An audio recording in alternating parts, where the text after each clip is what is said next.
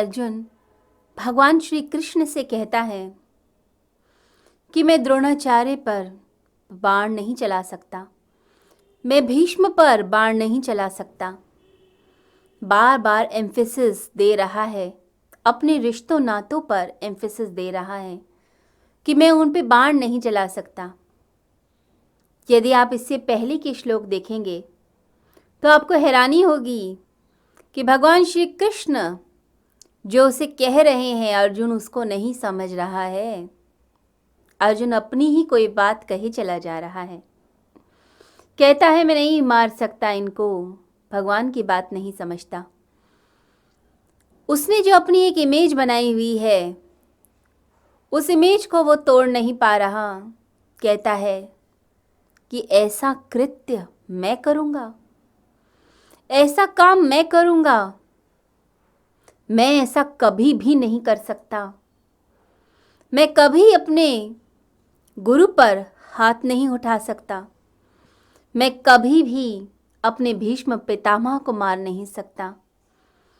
चाहे वह धर्म के पक्ष में हो या अधर्म के, ये मेरे अपने हैं। ऐसी बातें करना शुरू करता है। हर व्यक्ति ने अपनी एक इमेज बनाई होती है मन में। हर व्यक्ति की एक आत्म छवि होती है और उसी आत्म छवि पे वह डोलता है। अब यहाँ अर्जुन ने भी एक आत्म छवि बनाई है कि मैं अच्छा हूँ, मैं वार नहीं कर सकता अपने ऊपर, अपने लोगों के ऊपर। वो मेरे अपने हैं, मैं उन पर बाण कैसे चलाऊं। तो एक ऐसी उसने प्रतिमा अपनी बनाई हुई है, एक सेल्फ इमेज बनाई है। हर व्यक्ति की एक सेल्फ इमेज होती है। वैसे हम बहुत अच्छे रहते हैं, परंतु कभी कभी बहुत गुस्सा आ जाता है, किसी का भी अपमान कर देते हैं, कुछ भी बोल देते हैं, इरिटेट हो जाते हैं, तो इमेज अपनी टूटती है। फिर जब होश आता है तो लगता है ये क्या किया हमने।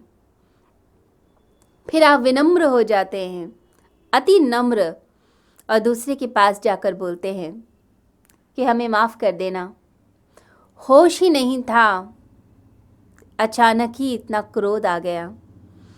दफ्तर से आए थे, परेशान थे, ऑफिस में कुछ बात हो गई थी, इरिटेटेड थे, इसलिए इरिटेशन आपके ऊपर निकल गई।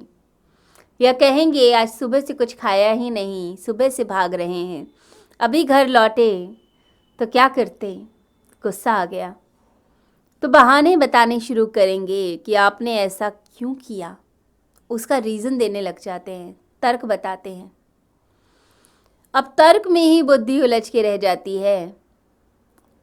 तो आपने जो अपनी प्रतिमा बनाई है कि आप अच्छे हैं, विनम्र हैं, सभ्य हैं, सोफिस्टिकेटेड हैं, जब जब वो इमेज टूटती है तो आप उस इमेज को ठीक करने के लिए पूरा प्रयास करने लगते हैं।